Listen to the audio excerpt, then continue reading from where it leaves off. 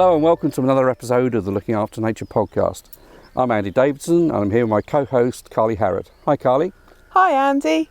And today we are out and about again, as you can probably hear, because there is a lot of birdsong around. Where are we today, Andy? We're actually at one of our national nature reserves right on the border with Dorset and Wiltshire actually. I can see Dorset and Wiltshire from here and it's Martin Down National Nature Reserve. So why is Martin Down a national nature reserve? We've got lots of local nature reserves, but what are national nature reserves? Well, we've talked previously about sites of special scientific interest, the SSSIs, and they're supposed to be the best examples of those habitats in the country. And then basically the national nature reserves are normally the best of those. So they are really special places. And we're up here today because this month we've been talking about grasslands and meadows and all of the brilliant pollinating insects that we can find. And Martin Down is great for that, isn't it? Oh, it's just fantastic. I mean, we were at Abston Down last month and we were talking about fragmentation. There's a tiny little pocket of this sort of grassland left there. This is what Abston Down probably would have looked like a couple of 100 years ago. So we look around, I can see, looking north, I can see woodlands in the far distance, probably just over a mile away, probably a mile and a half. This site is about 3 miles long by about just under a mile wide at its widest. So looking northwards into where Wiltshire is, I can see grassland all the way with bits of scrub, and there's loads of flowers on the hawthorn there as well. If I turn around looking south, we can look up towards the top of the hill there, and the grass extends all the way up there. So it's a huge area of this special grassland. It's a huge site, and I am very excited to be here because I absolutely love butterflies, and all I can see is butterflies, and I just want to chase them and photograph them. But I'm going to be very careful and stay on the paths. Yeah, because I mean, there's loads of ground nesting birds. We've just seen some orchids here. It's very, very rich habitat. I mean, I can see bird's foot trefoil and kidney vetch and loads of different plants here, cowslips. It is a really, really, really rich site. It is. And to tell us all about Martin Down, we are joined by Mike today.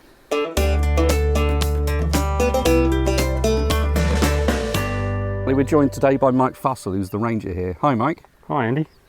So, I mean, it's a lovely day here today. I'm glad we weren't here last week because it was chucking it down with rain here. Absolutely, yeah. We had a really wet May up until about, well, I suppose a week ago, and then it's turned into this. It's glorious. And suddenly we need our sun hats and all our sun cream on, but it is lovely, and it's, as Carly was saying, it's alive with butterflies and bees here, isn't it?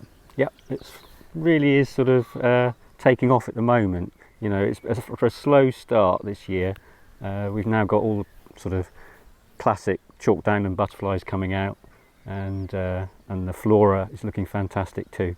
It's also very special for the birds as well, isn't it? Because you've got, I mean, it's one of the few places now in Hampshire you can see things like turtle doves, grey partridge, corn bunting, and also occasionally quail, isn't it?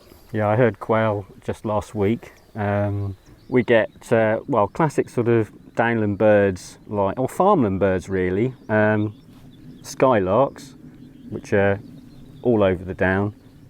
Corn buntings, we get calling from the bushes around the outsides of the paddocks, and if you walk through the paddocks you're very likely to flush a pair of grey partridge, and if you're really lucky you might hear quail calling. They've got that fantastic call which I'm not going to try and imitate. I'll have a go, I think. So wick, wick, wick. Yeah, that's wick, it. Wick, wick, wick, wick, wick. And then of course we get the turtle doves coming in at this time of year, all the way from Africa, and we're one of the few places left in this part of the country anyway that still got turtle doves breeding.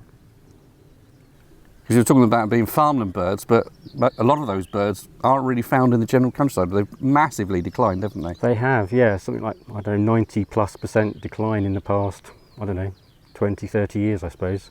Although it's a massive area of grassland here, we are surrounded by farmland as well. I can see just across the border into Dorset, there's dairy farm over there. I can see corn and wheat on the Hampshire side.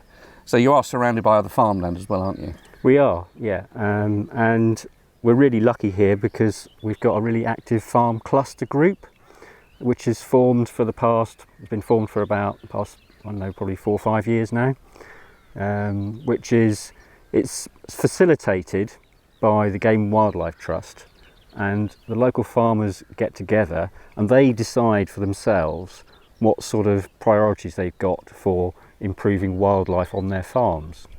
But Martin Down is like the sort of centre of it, so it's called the Martin Down Farm Cluster. And so they've picked up on priorities like turtle dove, for example, the small blue butterfly, and they're doing things on their farms to try and encourage the species to spread out from Martin Down onto the farmland. So, you know, sort of brimming over into the countryside, if you like. So down in Martin Village, one of our farmers has built a pond, and then with the chalk that he dug out digging the pond, he's made a lovely butterfly bank, and we collected some kidney vetch seed up here on the down, which has now been sown on his bank. So as we talked last time about that getting the wildlife back out in the countryside, because the Martin Down Farm Cluster, they named it specifically after this place. They recognised the value of getting these pollinators and these turtle doves back out into their farms, didn't they? Yeah, absolutely. And actually some of the farms themselves are already quite rich in wildlife. They've got species that we haven't got here. For example, there's some fly orchid on one of the farms, and lots of them have got barn owls nesting. So, you know, there's a lot going on those farms. Besides, sort of, it's not just dependent on Martin Down. They do have nice bits existing there already, but they can improve it further by doing the sort of things they're doing now. Yeah, so putting little ponds, which, I mean, up here on the downs, there's not a lot of streams and rivers, so you'd have little ponds, and they're very important for things like turtle doves to be able to drink in the summer, isn't there? Exactly. They're doing wildflower strips up the sides of fields, they're improving their hedgerows, they're doing surveys for things like harvest mouse and work with hedgehogs and all sorts of things, aren't they? Absolutely, and sowing pollinator strips down the side of the fields in some cases, beetle banks. So what's a beetle bank? So beetle bank is, so if you've got an arable field, you make a ridge down the middle of it and allow it to sort of become sort of wild, if you like, with sort of grasses and herbs, and it's basically a refuge for ground beetles, which are an important predator of things like aphids and other pests and disease that you might get on your cereal crops. So it's actually, you know, it's not just good for wildlife, it's providing a service to the farmer as well. And that's the things I talked last time about nature-based solutions. And so we talked a bit about carbon sequestration in all the scrub and the grasslands that takes in the carbon and locks it away. This sort of habitat can make it cooler, because all the vegetation absorbs some of the heat, can make it actually cooler, so actually can reduce daytime temperatures in some places. But those things like the pollinators, clearly for pollinating their crops, and as you say, those natural predators eating the bugs and things that on their crops, which is really important. And it's, apart from anything else, I mean, clearly it reduces the amount of pesticides they have to put on their ground. But in general, once they've built the bank, nature takes over that little bit, and it works for free most of the time, doesn't it? Yeah. And we haven't mentioned also, obviously, the farmers are also interested in things like grey partridge. So they do a lot of work, well, monitoring them and providing, you know, sort of space on their farm for them. Well, grey partridge is the native partridge. It's a bit like a small pheasant, isn't it? Yeah. And people have introduced over time the red-legged partridge and the constant, because it relies less on some of the insects at certain times of year. It seems to do a lot better than grey partridge. Grey partridge needs quite specialist habitat, but the red-legged partridge, which they like to introduce for shooting and stuff like that, they need far less sensitive habitat, don't they? Yeah, that's right. Perhaps also worth mentioning, I mean, grazing land with lots of herbs in tends to be more productive in drought years.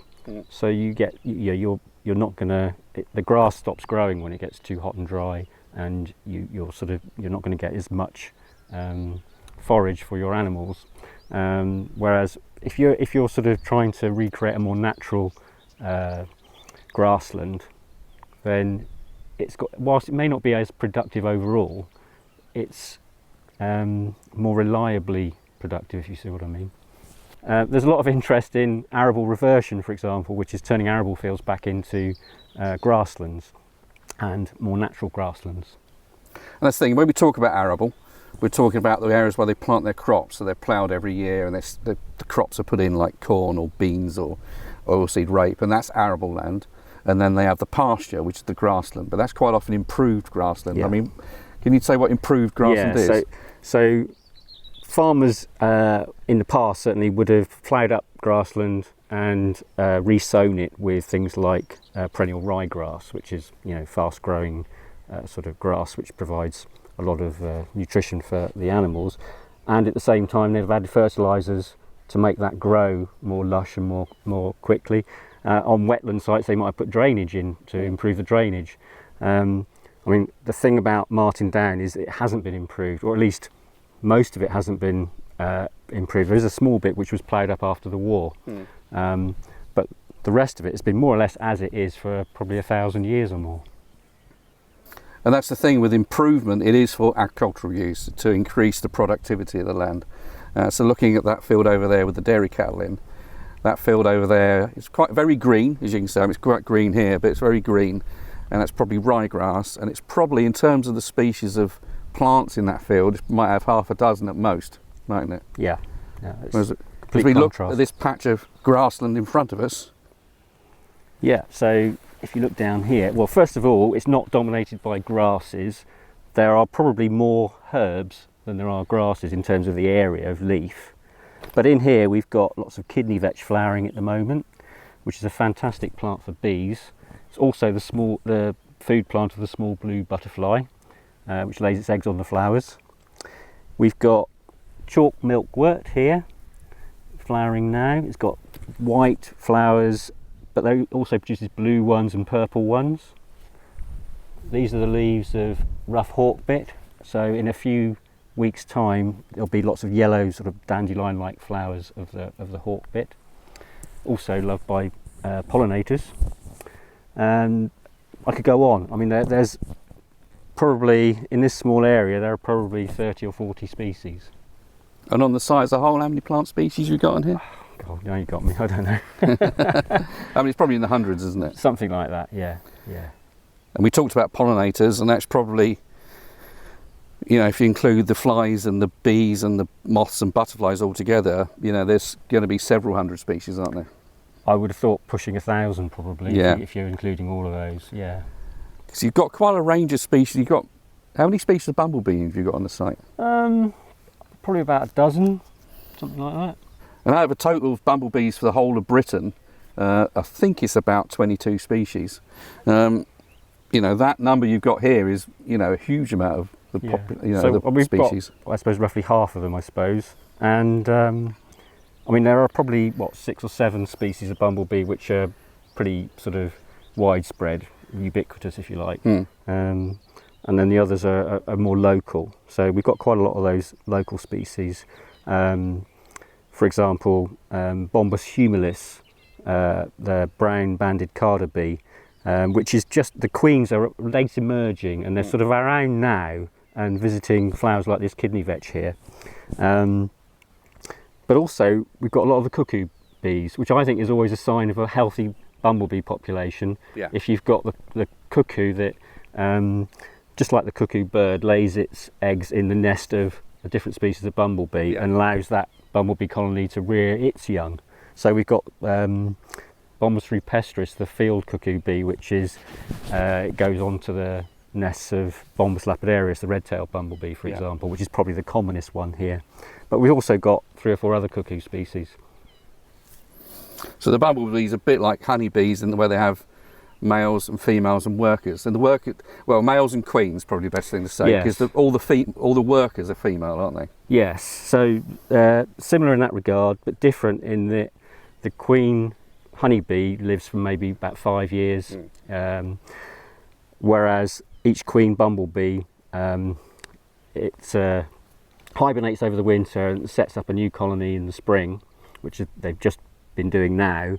And then they'll be producing workers which are out foraging for the nest, and then at the end of the summer they will be producing new queens and males he'll mate, and the new queens will then overwinter. The old queens will die. Yeah.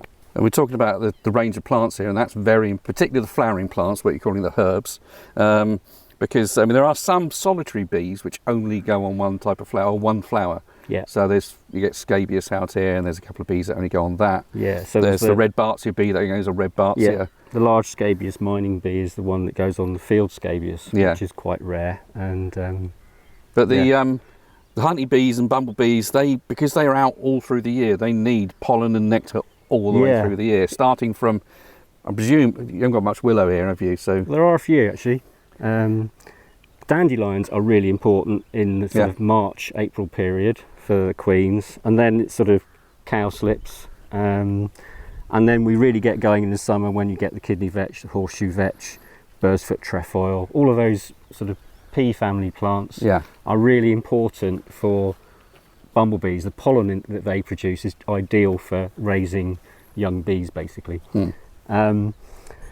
But actually, perhaps also important here is we have a lot of flowers that are flowering late in the season. In fact, there was a study done fairly recently which suggested that on farmland, late flowering plants were really important in terms of the survival of bumblebees on farmland. And gardens were important. If you were close to a garden which has flowers often late into the end of the summer, you were more likely to have bumblebee colonies on that farmland adjacent to the gardens. And here we've got quite a few species which flower late, like field scabious is one, small scabious, and perhaps more importantly devil's bit scabious, which flowers right into September. And if you come up here then and look at those flowers, well, for a start they've got the second brood Adonis blue butterflies visiting them, but also they've got loads of male bumblebees that are produced at the end of the season, and new queens visiting those for nectar and pollen, fattening themselves up ready for hibernation. And the males are basically getting ready just to do that mating flight, and then their job's done. So I always think of the males as being lazy so-and-sos, because they just spend their time drinking and then looking for a mate, basically. Yeah. And where you've got bumblebees in a colony, because the colony will persist through the winter, all their honey they produce is to get them through the winter, isn't it? But when it gets to the end of the autumn, they just kick all the males out because they're dead weight. Yeah. Useless. So have you got any particular favourite pollinators on here? I've got a soft spot for a solitary bee called Osmia bicolor, which I think is the red-tailed mason bee. Yeah. And I love it because, well, there's loads of them here. It's fairly rare, I think.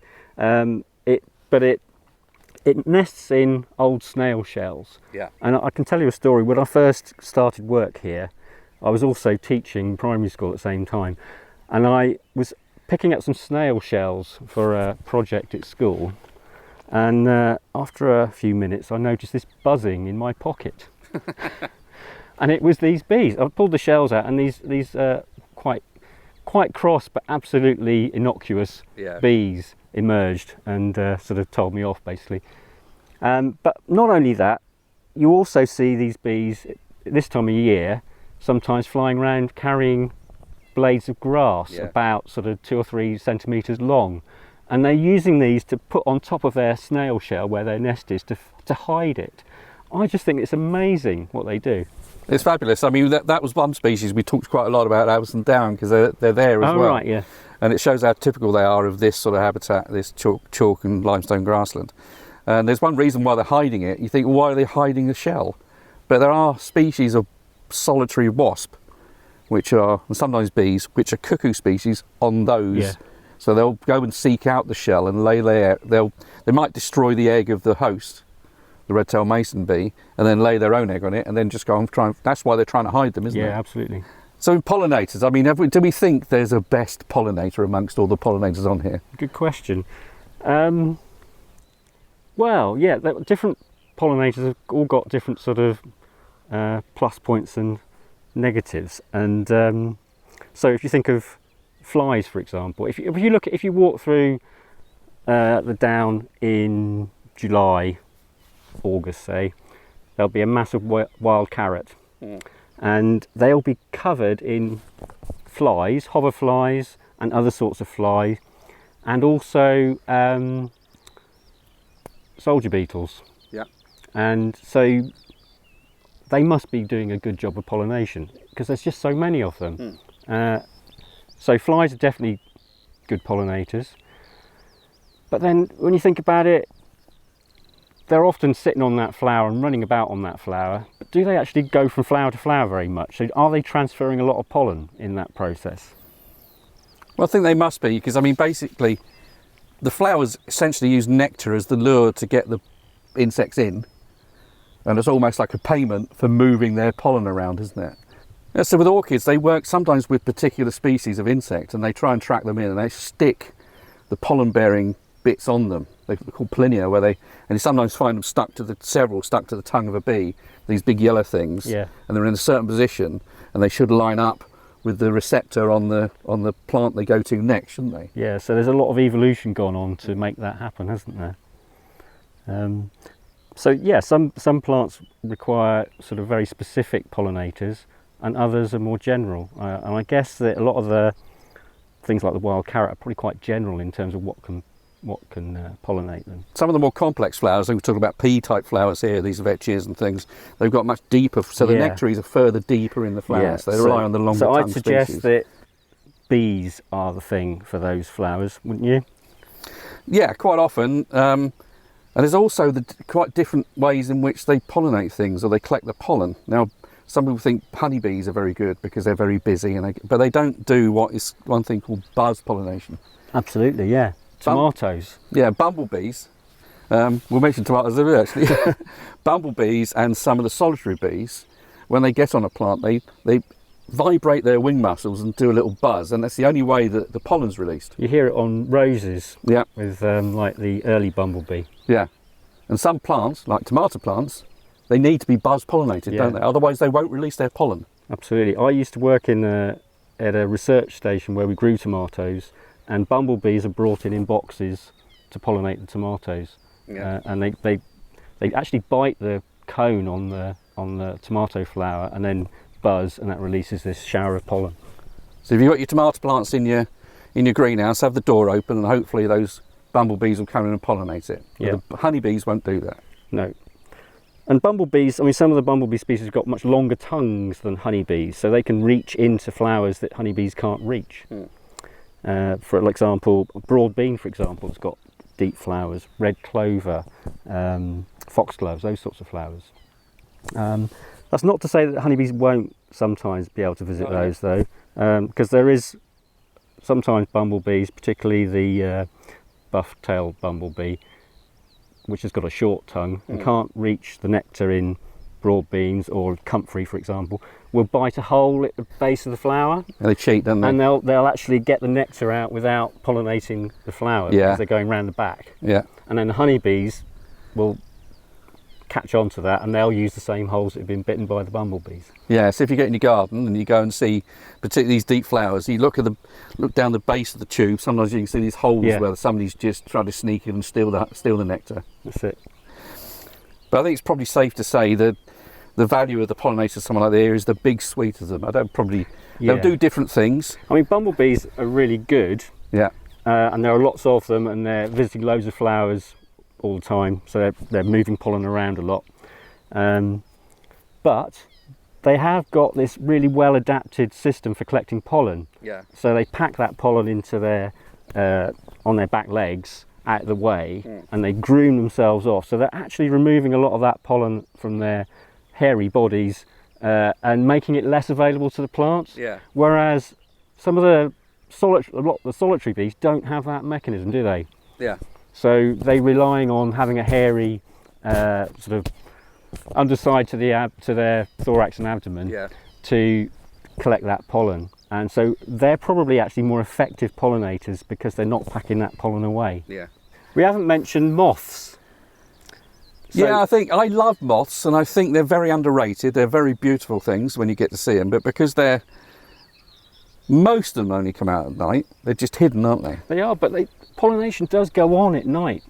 Yeah. I think there was a study fairly recently which showed that in farmland, they collected a load of moths, and they had the pollen they were able to recover the pollen from a whole range of species on those moths. So sort of on the quiet, they're doing a really good job as well. Yeah. And the thing that moths need is a huge range of food plants, because you'll find some moths feed on the grass, some just feed on one species of plant, some feed on the tree and hedgerow species. And if you've got that range of species of food plant, you'll have a range of moths, and hopefully they'll pollinate your crops and your garden plants. Yeah, so at the end of the day, what we need is lots of everything, really, isn't it? Lots of everything, yeah. But as I say, that's the beauty of something like this. It's this massive diversity of plants, insects, birds, and it is trying to, as you know, with the farm clusters, get it back out into this wider countryside. And it's very clear that that's what the surrounding landowners are trying to do, isn't it? Yeah. No, I think we've been through a few years of sort of a lot of negativity about conservation and the state of wildlife in this country, but we're reaching a stage perhaps where we could turn a corner, and let's hope that that does happen. Yeah, I'm pretty optimistic. I mean, I think if we don't do it now, we never will. Well, it's been great coming out and meeting you, Mike. So, you know, real pleasure to host us here. It's a lovely site to come to. You've picked a great day to come.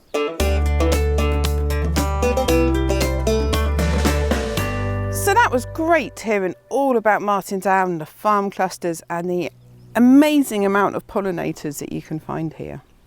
Yeah, as we can see, the turf here is just packed with flowers, isn't it? I am very excited. I have been running around like a small child taking pictures of everything I've seen today. It's a fantastic site and a beautiful day. So you've seen a few different butterflies, haven't you? I have. I've seen green hairstreak, brimstone, the whites. We've seen grizzled skippers, small blues, Adonis blues. Yeah, loads. But we'll definitely, I was talking to Mike about moths. I think we'll have to do a podcast about moths at some point, because I think they're beautiful. They've got some lovely names. They are beautiful, but they're also really confusing. How many species of moth is there? 2,500, something like that, if you include all the little tiny ones. Yeah. You know? I mean, my garden, I'm approaching 100 species just for my garden. Okay. But we did see that, I think we saw just now, it looked like one of the skippers, but actually I think it was a Mother Shipton moth. I love those because they're called Mother Shipton moths because they've got a face of a witch on their wings. Yeah, Mother Shipton is a prophetess, seeress, whatever you want to call them. I wouldn't really call her a witch. I think some people think she's a witch, but she lived in a cave in Yorkshire somewhere, I think. And she had the classic hook nose, hook chin. Mm-hmm. And she was very well known in that area. And if you look carefully at the wings of the Mother Shipton moth, it looks like the outline of a witch's face on both wings. Yeah. But they're day-flying moths, which is quite amazing. And I do get them quite confused with some of the skippers. And actually, if we're talking about moths being different to butterflies, they're not really. If you looked at, you know, a tree of evolution, they're not over on a separate branch somewhere. They're just smack in the middle. They're just day-flying moths, butterflies. Okay. So I love some of the names of some of these moths. One I found up here a few years ago was the chimney sweep moth. And that's called a chimney sweep because it's black with little white bits on its end that looks like dust. And it was really cool. But there's some lovely names. It's like the True Lover's Knot, Flame Shoulder, the Merveille de Jour. I don't know what that means. Somebody might tell us. The Mother Shipton, the Uncertain. That's a lovely one. Yeah. You know, because when they first saw it, I think, it's a bit nondescript. Let's call it the Uncertain. There's some lovely names in amongst that lot. So I don't have any facts about pollinators today, but I have a fact about grass. Do you want to hear it? Hit me. Do you know what the tallest growing grass is?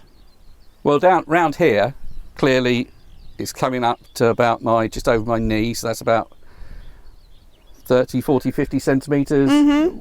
Reeds are grasses, aren't they, as well? Yeah. So they get about 6, 7, 8 foot tall. Mm-hmm. Is it one of those? Clearly not these here. So the actual largest growing grass is the dragon bamboo. Right. Because bamboo is a grass. And it grows up to 40 metres. That's huge, isn't it? That is absolutely massive. And in Asia, they use bamboo, which is essentially grass, for all their scaffoldings, for building buildings. It's amazing how strong it is and how big it grows. Bamboo is also the fastest growing plant in the world, according to the Guinness Book of World Records. How fast is that, Carly? It grows on average, some species of bamboo grow on average between 35 to 40 inches a day. Wow, that's impressive, isn't That's it? nearly a metre a day. Yeah. And grass is also the most numerous plant on the planet, and it's found on every continent, Even Antarctica. even Antarctica. Because why it's so suited to these grazing areas, because actually the flowering plants and the bushes around here, the growing point is in the tip. So if you think about, we're talking about tomatoes just now, you let tomatoes grow to a certain height and then you nip the top out, and then it makes it go bushy, because the growing point is in the tip of the plant. The growing point in the grass is at the bottom of the plant. So when an animal comes and grazes all the time, it'll keep growing. Yeah, That's why grasses love being grazed. yeah. So I came on a walk here last year during lockdown, but it was when we were allowed to go out for a little walk. And it's amazing. You see all the butterflies, you see all these bumblebees, but we also found some things called ichneumon wasps. Yeah, the ichneumons, they're in this group that there's these masses of parasitic type wasps.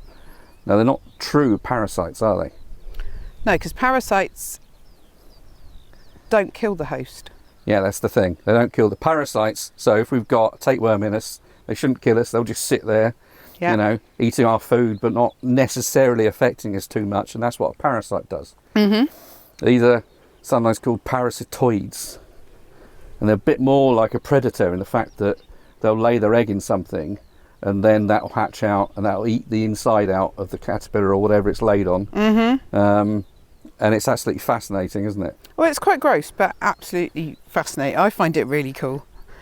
And there's some of these, particularly with aphids, there's some of these little tiny wasps which lay eggs inside aphids. They're a really good way of controlling them. You can actually buy them to put in your greenhouse. They must be tiny. They're absolutely tiny. And a lot of them don't need males at all. They just produce fertile eggs, which produce more females. And some of these species, they're only females and they never found a male. So every single member of this species they found has been a female. Well, to some people that might sound good, but I quite like my husband, so. So this month, if you have a look at the Looking After Nature blog, you will find loads of great pollinator resources that we have put together that can help you make your gardens more pollinator friendly. Don't forget to check out our social media pages for more great updates and lots of information about our great pollinating insects. And please remember to rate our podcast on iTunes. And thanks once again for joining us. I'm Andy Davidson. And I'm Carly Howard. See you next time.